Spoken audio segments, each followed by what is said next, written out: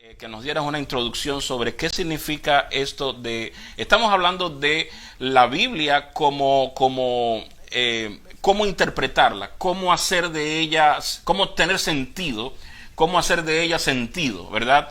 Y hoy nos toca la profecía. ¿Qué tienes que decirnos acerca de este tema de la profecía y la Biblia? Sí, la profecía es algo vital, muy vital, para nuestra identidad y también para nuestra misión. La profecía es como un GPS, un GPS. Ella nos dice dónde estamos y hacia dónde vamos. Y nos predice precisamente las cosas que no están ocurriendo ahora, pero que van a ocurrir en un mediato o inmediato futuro. Es importante que yo haga un poco de énfasis en eso de mediato y futuro. Sí. O sea, inmediato. Porque muchas veces tenemos la idea de que la profecía es algo que tiene que ver con 100 años adelante. Sí.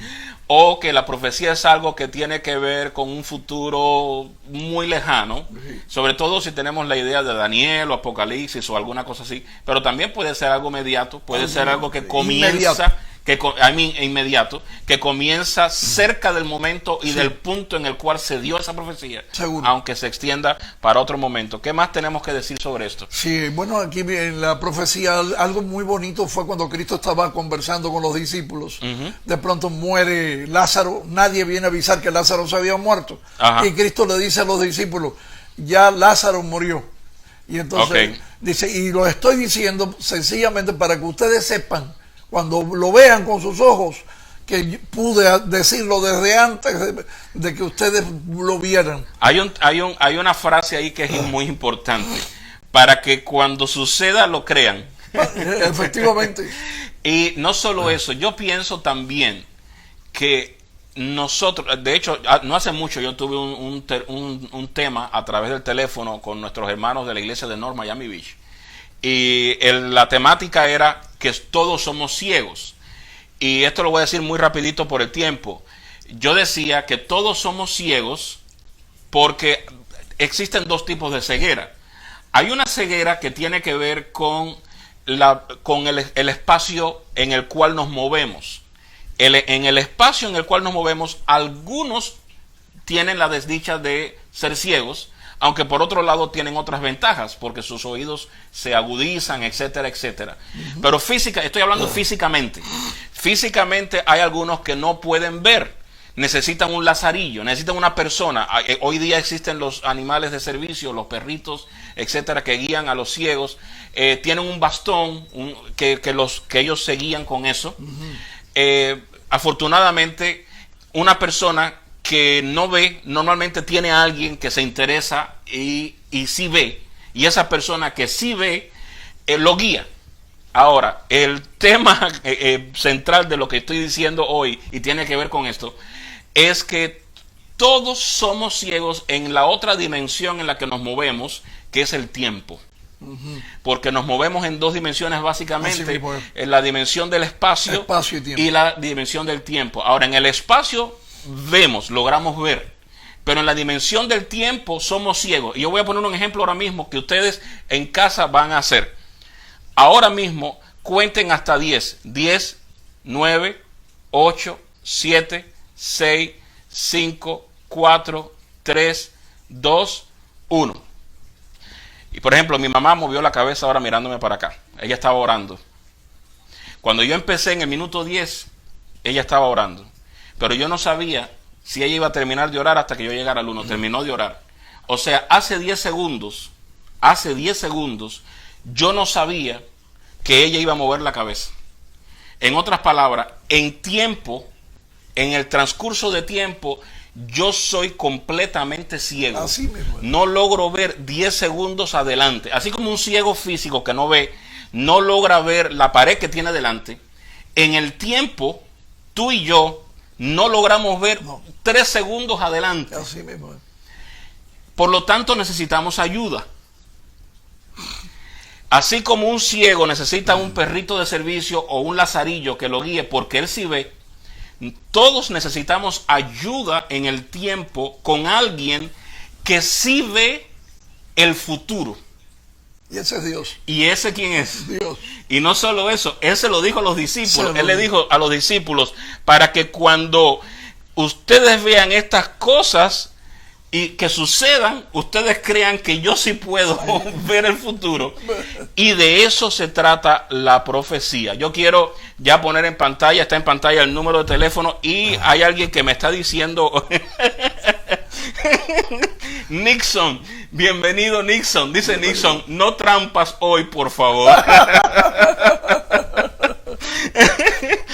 Qué bien. Hoy estamos hablando de la profecía bíblica.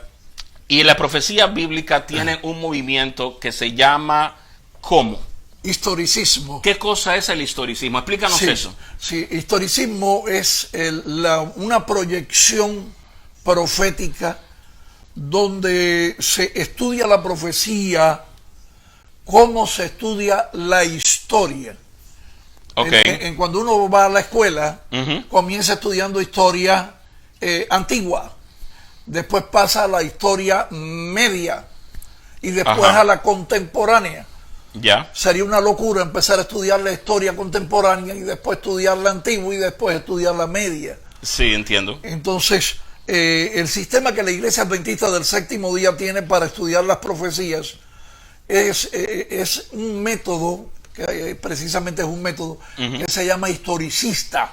Okay. Donde nosotros buscamos el hilo de la profecía Uh-huh. desde un principio y yendo... Que puede ser paso. inmediato, como habíamos hablado, puede Por ser supuesto. inmediato. Ajá. Puede Okay. ser inmediato o mediato. O mediato, o sea que se demora Sí, un poquito más. Que se Okay. demora un poquito más. Okay. Y vamos buscando hasta Uh-huh. donde llegue la profecía. En este Ya. caso, las que se han mencionado Uh-huh. en la lección de esta semana, Sí.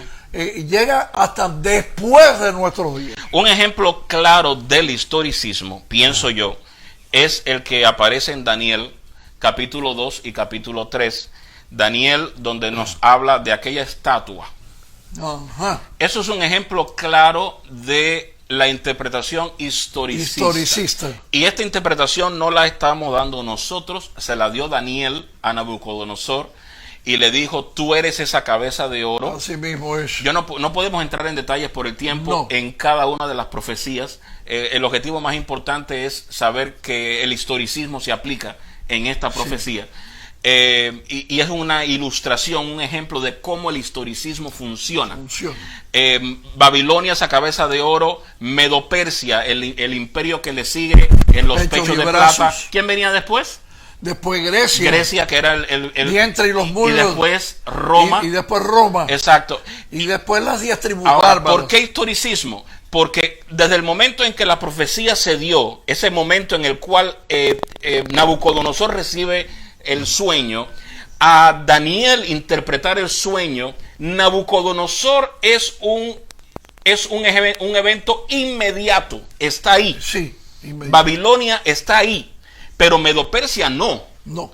Ni Grecia, ni Roma, ni las tribus, etc.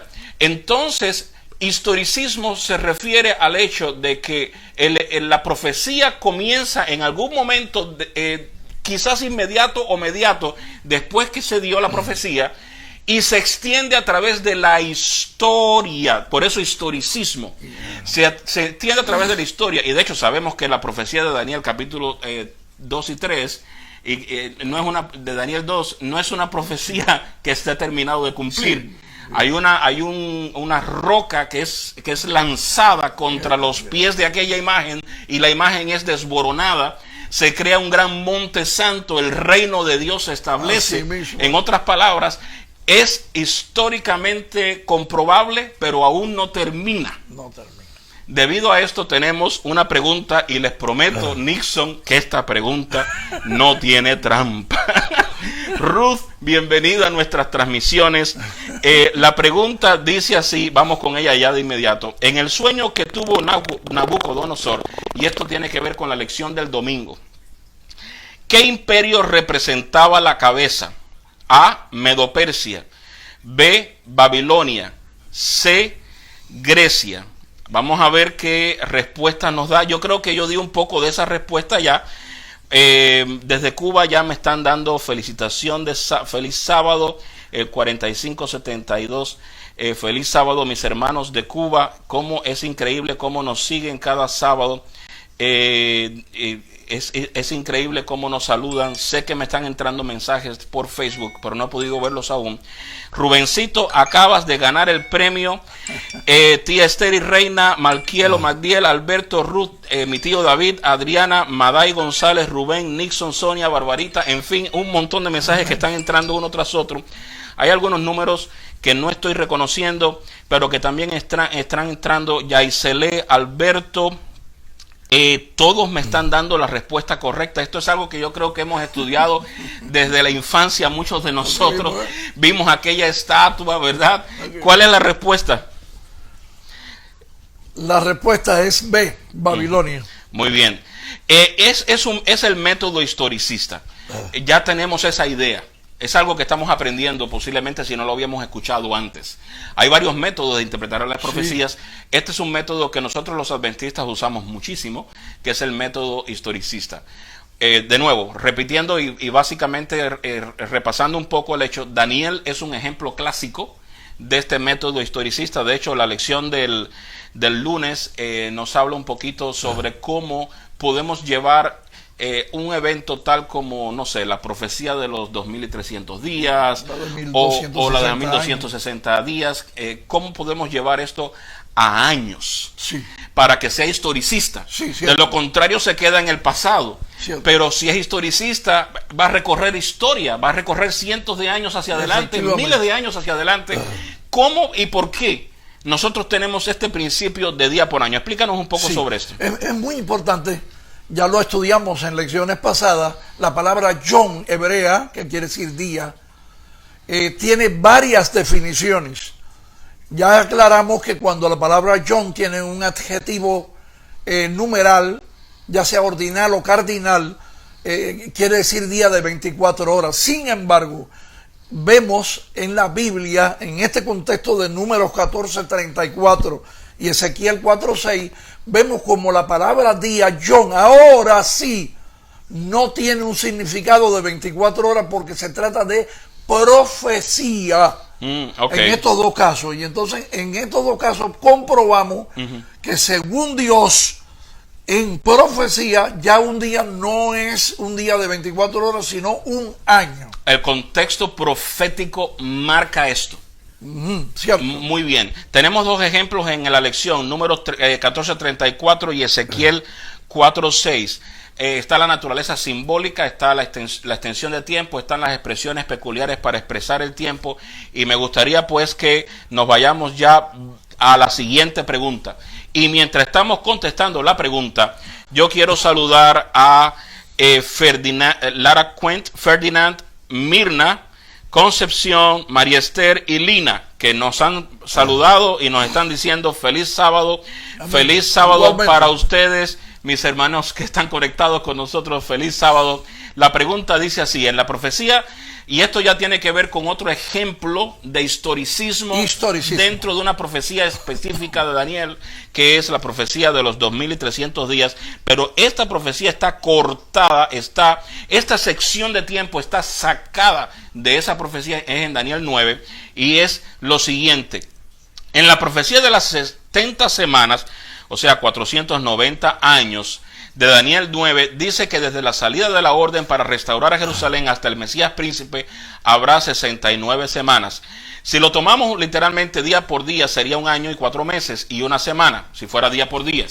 Pero ya acabamos de aprender de que no podemos usar día por día. No. En el principio profético debemos usar día por año. por año. Así que la pregunta dice así: ¿qué hecho histórico ocurrió entonces en esa fecha? Y ya Rubén está contestándome.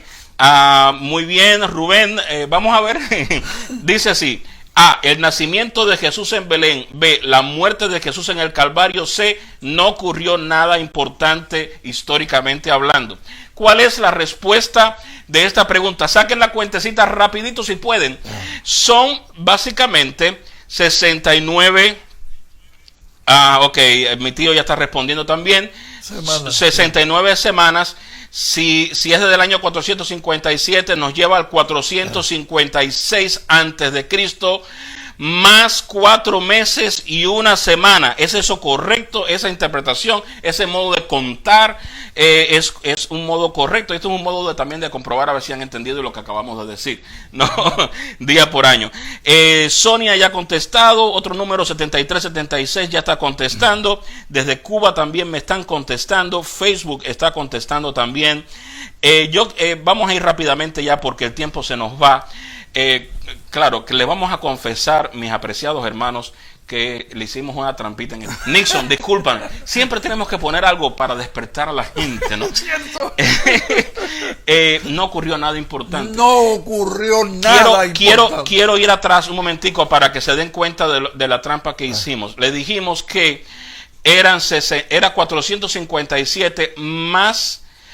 o sea, era 456 más 4 meses y una semana. Ahí está el problema, porque en realidad estamos violando el principio que acabamos de decir. Sí, porque estábamos contando ahí día por día. Día por día. Estamos violando el principio que acabamos de explicar.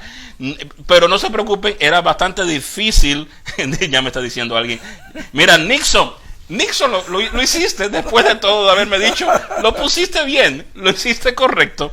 Día por día no es día por año. Ahora, tenemos que irnos un poquito hacia adentro en la profecía de Daniel 7:8. La lección nos está diciendo esto. Pero antes de ir a Daniel 7:8, yo quiero tomar un minuto solamente. No está en la lección, pero me gustaría que ustedes revisaran, porque otro ejemplo muy clásico y muy claro de historicismo es Apocalipsis 2 y 3. Gracias. Cuando ustedes van al mensaje a las 7 iglesias, entendemos que este mensaje fue dirigido a 7 iglesias de la zona. Ahí había 7 iglesias literales allí.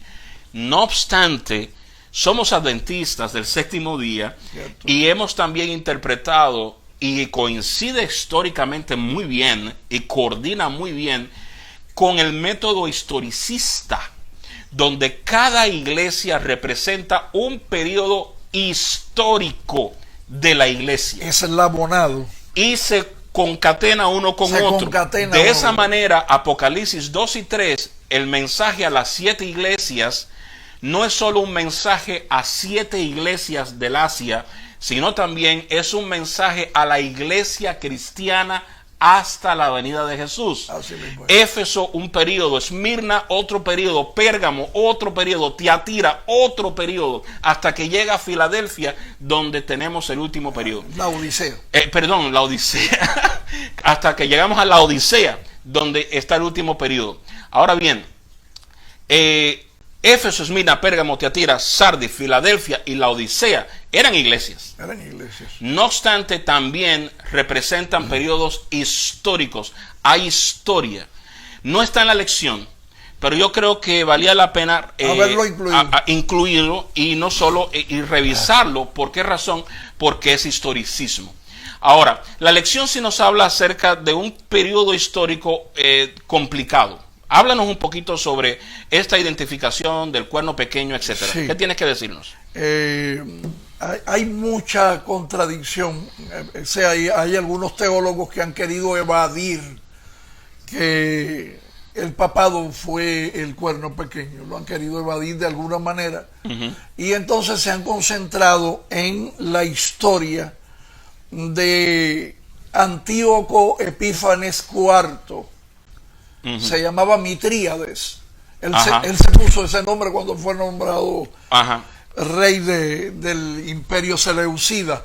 Este hombre, Antíoco Epífanes, fue enemigo mortal. Él no estaba bien de su cabeza. Sí. Enemigo mortal de los judíos. Le hizo una guerra tremenda.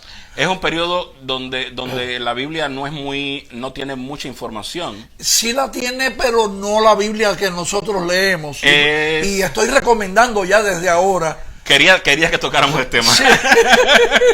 Que vayan a los libros apócrifos. Los famosos libros apócrifos. De primera y segunda de Macabeo. No dejen de leer esos libros. Porque esos libros, aunque son deuterocanónicos, o sea, los tiene nada más que la Iglesia Católica, hay versiones de la Biblia que tienen a estos libros. Que nosotros le llamamos apócrifo, que quiere decir de inspiración dudosa. De inspiración dudosa. Sí. Sí, quiero aclarar eso. No estamos recomendando estos libros por ser inspirados, Sí, sino por ser históricos. sino porque nos dan un reflejo de un periodo histórico que la Biblia No que lo conocemos nosotros no tiene. Cierto. ¿Verdad? ¿Qué tenías que más que decirnos sobre este tema? El problema de Antíoco Epífanes, que es importantísimo saberlo, él mantuvo al pueblo de Israel tan oprimido. Él quiso que el pueblo de Israel se hiciera helenista, que adquiriera costumbres helenistas, o sea, griegas. Ajá, sí. Porque él era griego de sangre. Sí. Y entonces, ¿qué hizo?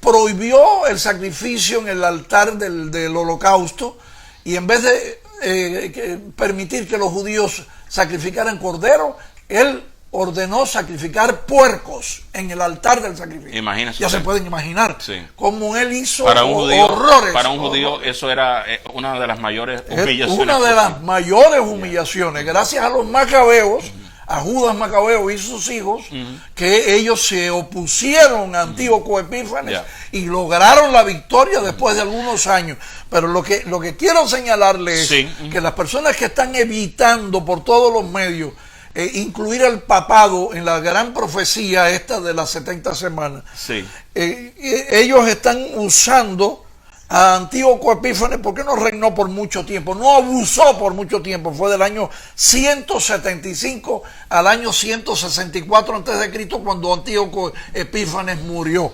Y hay 3.960 años, o sea que no son 3.600. Sí. Estamos yendo muy pero aquí fueron días, aquí fueron días literales. Estamos yendo bastante profundo en esto. Vamos a salir un poquito más a la superficie ahora para conectarlo con la lección de esta semana. En el concepto historicista, el papado es parte de esta secuencia. Cierto. ¿No? Es el cuerno pequeño. Lo que sucede es que ellos no quieren serlo. De algún modo ellos quieren que Antíoco Epífanes cargue con eso. Pero está fuera del hilo. Está fuera del hilo de la historia. De año no coordina con ese principio y no coordina con el principio historicista, porque sabemos que este poder, que es el cuerno pequeño, está en el contexto de Roma. Y esto sucede antes. Por lo tanto, no hay forma. Después. Sí, sucede después. Sí. En el año 168 a.C. Sí, por eso. Sí, exactamente. Pero que sucede, lo del cuerno pequeño sucede después. Ajá. Ahora sí. Sí, no, lo que quiero decir es que lo de Antíoco Epífanes sucede antes. De que en realidad el cuerno pequeño, de acuerdo a la profecía, funcione. Cierto. ¿Estamos claros? Cierto. Por lo tanto, no coincide en historia y en tiempo. A eso me refiero. Y ahí se está aplicando nada más que día por día. Exacto. Ahora, yo quiero que vayamos a la pregunta. Hoy nos fuimos profundo, hermanos. Así que nos vamos a la pregunta. Y la pregunta dice así, ya creo que la hemos contestado. De hecho, si en los sueños de visiones del libro de Daniel, Roma está perfectamente descrita como las piernas de hierro en Daniel 2, la bestia espantosa y terrible en Daniel 7 y el cuerno pequeño evidentemente salió de Roma, ¿qué poder político religioso pudo ser representado por ese cuerno pequeño? A. El papado. B. Acabamos de decir ahora mismo Antíoco Epífanes. Y C. Los musulmanes. Bueno, saludos mi sobri desde Miami, me están mirando, también mi tío. A. El papado. B. Antíoco Epífanes. C. Los musulmanes. ¿Qué ustedes creen que sea el cuerno pequeño? Dijimos, el cuerno pequeño está en el contexto de Roma. Sucede después, ¿verdad? Inmediatamente después. Básicamente ya empiezan a contestar. Tía Esther, rapidito contestó. Rubencito, Ruth, mi tío David, Rubén, padre, Adriana ya está contestando. Damilet desde Cuba ya nos está contestando. Alberto, todos nos están contestando con la respuesta correcta. Creo que la explicación llegó. Llegó. Creo que la explicación funcionó. También esto es un tema que ha sido mencionado muchísimo. Nixon ya me está, Dani, mi sobrino, me está contestando también. Todos me están contestando con la respuesta correcta. Y la respuesta correcta es, y es fácil y rápida, es el papado. Recuerden, ellos intentaron quitarse este asunto de encima y dijeron, oh, no somos nosotros, es Antíoco Epífanes. Antíoco Epífanes está en la historia, es anterior al papado. No coincide con Roma, no coincide con un poder salido de Roma, no coincide históricamente. Si estamos llevando el sistema historicista de interpretación, no cuadra, no funciona. Y no funciona porque no es. Definitivamente no es. Ahora bien, tenemos que seguir con Daniel. Nos vamos con Daniel y seguimos con Daniel investigando un poquito sobre esa parte final de Daniel capítulo 7 y Daniel capítulo 8. Yo quiero decir, antes de ir a la gráfica, Daniel, si quieren estudiar paralelismo, y esto es algo interesante en la profecía de Daniel, y hoy sí nos vamos profundo en esto, Daniel 2, Daniel 7 y Daniel 8 tienen eventos paralelos históricos, imperios paralelos. Algunos van desapareciendo porque el tiempo ha avanzado, pero aún así vemos una continuidad histórica en los tres, hasta que llega un momento en que hay piernas de hierro, está Roma. Llega un momento en que tenemos a esta bestia espantosa y terrible, está el cuerno pequeño, pero ¿qué viene después de eso? ¿Qué es lo que viene después de eso? Hay un juicio, inmediatamente hay un juicio. Cada vez que se habla de eso, lo mismo en 7 que en el 8, se habla de un juicio. Y ¿qué tienes que decirnos de ese juicio? Bueno, que evidentemente no es en la tierra, es en el cielo. Porque dice que el juez se sentó y los libros fueron abiertos, Daniel 7:10. Esta escena ocurre después del año 1798. ¿Qué pasó en el 1798? El Papa Pío VI fue tomado preso por el general Berthier. Sí, y básicamente ahí se le da lo que se le llama esa herida mortal que después fue sanada. Que fue sanada, etcétera, etcétera, y que hemos estudiado tanto en la profecía. Entonces esto lo engranamos con el santuario. La limpieza del santuario. El santuario sería purificado, porque es que está ahí en ese contexto. Si uno sigue el método historicista y va a los años, ¿verdad? 100, 313, 538, 1517, 1798, 1844. Y cuando llega esa fecha, todas las cosas van llegando al punto en el que en Daniel 7, en Daniel 8 se nos habla de juicio. Y este juicio es un juicio que no sucede aquí en la tierra. Es un juicio de Dios. De hecho, hay muchos detalles del juicio que no tenemos por qué entrar en detalles. No es el tema. El tema de hoy es cómo las profecías se interpretan en la Biblia. Ese principio historicista que estamos hablando, y vamos a hablar un poquito más adelante sobre el principio de día por año, y vamos a hablar un poquito más adelante sobre otro tema. No se trata de explicar las profecías, sino hablar de ellas.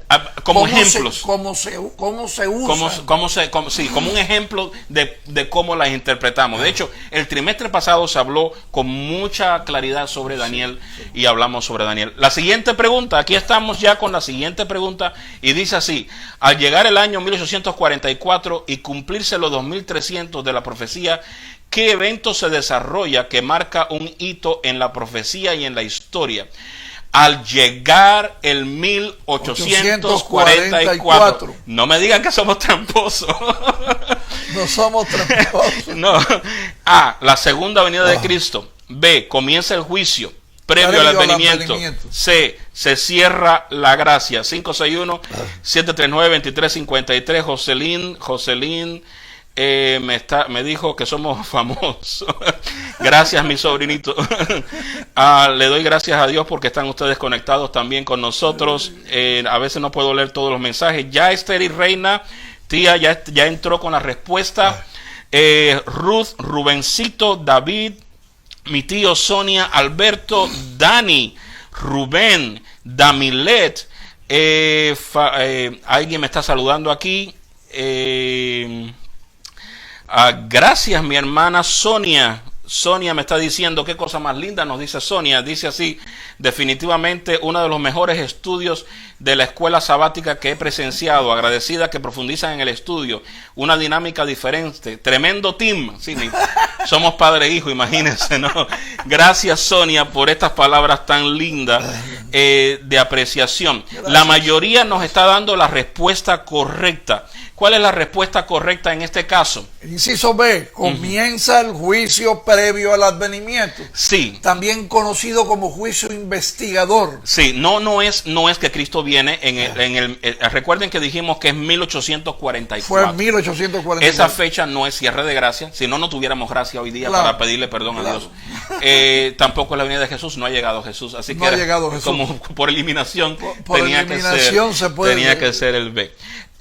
Hay un tema muy interesante. Hoy la lección, yo le decía a mi padre, hoy tiene más jugo, así que podemos sacarle un poquito más de jugo, pero ya el tiempo se nos va, nos quedan apenas 4 minutos, y en estos 4 minutos tenemos que hablar sobre los tipos y antitipos. ¿Qué tienes que decirnos? Sí. El antitipo es a lo que apunta el tipo. ¿Qué cosa es el tipo? El tipo es como un símbolo, algo así parecido, vamos a mencionar esa palabra. Sí, claro, sí. Es como un símbolo, y el antitipo es la realidad. O sea que bíblicamente el antitipo siempre va a ser Cristo. Okay. Ahora, Cristo usó como símbolo él mismo, porque una cosa muy importante de los tipos y los antitipos, ninguna persona puede forzar que un tipo diciendo que es el tipo de Cristo. No puede levantarse una persona y decir, yo soy el símbolo, vamos a decirlo para que sea más clara la palabra, este personaje histórico es el símbolo de... No hay autoridad a menos que sea autoridad bíblica. Tiene que ser o Jesús o uno de los profetas o apóstoles que aplicó a algún personaje de la historia. Ahora, hay una cosa que acabaste de decir y que me llama muchísimo la atención, y es que el antitipo siempre es Jesús, y hay una razón por eso, y es que las profecías bíblicas, no nos engañemos, no están tratando de adivinar cuándo será la siguiente pandemia. Y hay tanta información en internet, y hay tanto que se dice en internet que no es bíblico, no tiene base, señores, no es correcto. La Biblia no está tratando de profetizar eventos de la Tercera Guerra Mundial, o de una pandemia, o de cuando el sol se pone antes o después. El tópico central de la Biblia, de punta a cabo, se llama Jesús. Jesucristo, mi Salvador y tu Salvador. Las profecías apuntan a Él. Su nacimiento, su ministerio, su segunda venida, nuestra vida con Él en el cielo, en fin, todas estas profecías apuntan a Él. Oh sí, que hay señales de la venida de Jesús, hay señales de la venida de Jesús, pero el tema es la venida de Jesús. Es Jesús, es apuntando a Él, no a otra cosa. No nos confundamos con esto. Y obviamente Jesús es el antitipo supremo. Y de hecho me gusta esa expresión que está allí puesta. Es la realidad. El antitipo es la realidad suprema. Esa realidad suprema es Jesucristo. Pero por supuesto hay tipología. Cierto. Tipos, símbolos. Ejemplos de estos símbolos tenemos a Moisés, tenemos a José, tenemos a eventos completos que simbolizan o tipifican el ministerio de Jesús. Se me ocurre, por ejemplo, la salida de Israel de Egipto. Ese evento es un evento histórico, no es una persona, son muchas personas, es un pueblo, es un evento histórico. Israel saliendo de Egipto después de haber manchado con sangre el dintel de sus puertas. Todo esto apunta a Jesús, la liberación del pecado, etcétera, etcétera. No podemos entrar en detalle, no tenemos tiempo. Lástima. Pero estos son ejemplos de tipos que apuntan al antitipo, que es la realidad suprema. Y ese antitipo es Jesucristo. Última pregunta. El santuario terrenal y todo su servicio eran una representación de Jesús y su ministerio en favor de la humanidad. Por lo tanto, el santuario terrenal era un tipo de Jesús, antitipo de Jesús y prototipo de Jesús. Ok, señores. No hay trampas, caballeros. Ok, vamos a ver quién nos responde primero, quién se lleva este premio ahora mismo. ¿Qué es el santuario? ¿Un tipo de Jesús, antitipo de Jesús o prototipo de Jesús? De acuerdo a lo que ya hemos explicado, y sabemos que Jesús es la realidad suprema, no voy a mencionar el nombre ahora, porque si no respondería la pregunta. Estoy esperando la primera respuesta, ya llegó, así que la primera respuesta y vino correcta. La segunda, Diosvanis. La primera respuesta, 2871, Rubencito, Rubén, Sonia, Alberto. La mayoría me está contestando no tan correctamente. Algunos se han confundido un poco. Creo que esto vamos a tener que aclararlo un poco más, pero ya el tiempo se nos fue, así que hay que aclararlo ya. Sí. El santuario terrenal es ¿qué cosa? Un tipo de Jesús que es el antitipo. Ya. O sea, Jesús, la palabra Jesús, sustitúyala por antitipo. Ajá. Siempre que vean tipo y antitipo, se acuerdan que antitipo es Cristo. Es Cristo. Así que todo lo que apunte hacia Él es tipo. Y esto es un lenguaje que pueden sustituir, si ustedes quieren y les es más fácil, sustituyan la palabra tipo por símbolo. Y ya se van a dar cuenta cuando yo diga que el santuario es un símbolo de Jesús. Jesús. Exactamente. Por lo tanto, esta es la respuesta, hermanos. Qué bendición haber podido compartir con ustedes hoy. Recuerden que pueden conectarse con nosotros en nuestras redes sociales, está en pantalla. Recuerden que estamos aquí cada sábado hasta que esto termine. Quiero decirles algo, ha habido la preocupación, ya nos escribieron, que cuando termine este asunto y regresemos al templo, porque ya hemos anunciado que eventualmente y gradualmente estaremos regresando al templo. ¿Qué sucede con este espacio? Hay personas que quieren que continúe, hay personas que quieren que sigamos estudiando. Ya estaremos analizando algo. No se preocupen, no los vamos a dejar abandonados, hermanos. Queremos que ustedes sigan estudiando. Ya haremos algo para que esta transmisión siga hacia ustedes y siga llegando a ustedes cuando todavía no pueden regresar a sus templos. Que Dios me los guarde, que Dios me los bendiga a todos. Amén. Me siguen respondiendo. Gracias a Damilet, dice gracias por la aclaración. Aquí estamos para eso precisamente. Miladis, Nixon, Diosvanis, David, en fin, gracias a todos por haber participado. Y tenemos hoy algo muy lindo, muy especial. Padre e hijo que se conectan en música y tocan precioso el violín. No somos nosotros. No somos nosotros. Nosotros hablamos y estudiamos la Biblia, pero no tocamos el violín. Yo toco piano, pero no tocamos violín. Pero sí tenemos en nuestra iglesia un papá y un niño que tocan el violín precioso, y es el pastor Matiel González y su niño Malquiel. Les dejamos con esta interpretación musical. He is exalted. Él es exaltado, es exaltado. Que Dios me los bendiga y hasta el próximo sábado.